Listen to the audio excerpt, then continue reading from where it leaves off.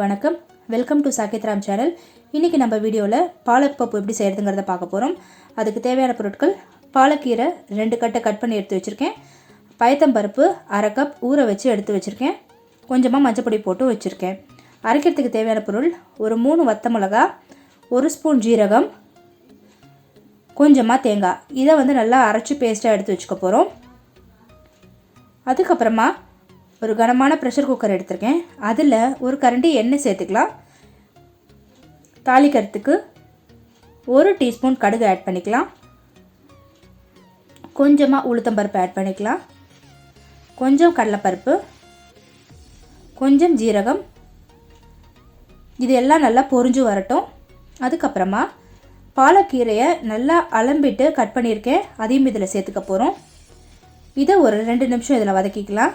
இந்த கீரைக்கு பதிலாக நீங்கள் எந்த கீரை வேணாலும் ஆட் பண்ணிக்கலாம்.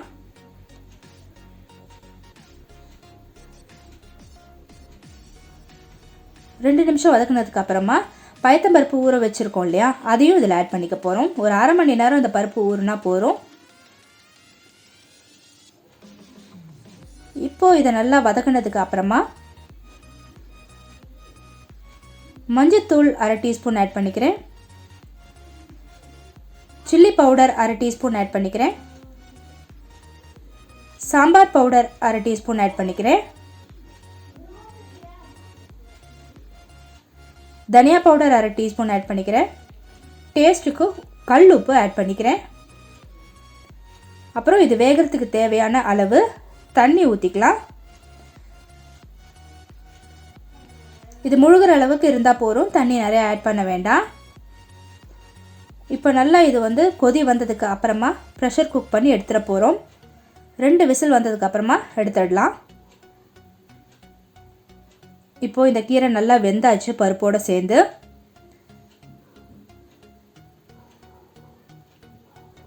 இதில் அரைச்சி வச்சுருக்கிற தேங்காய், சிகப்பு மிளகாய், ஜீரகம் பேஸ்ட்டை இதில் ஆட் பண்ண போகிறோம்.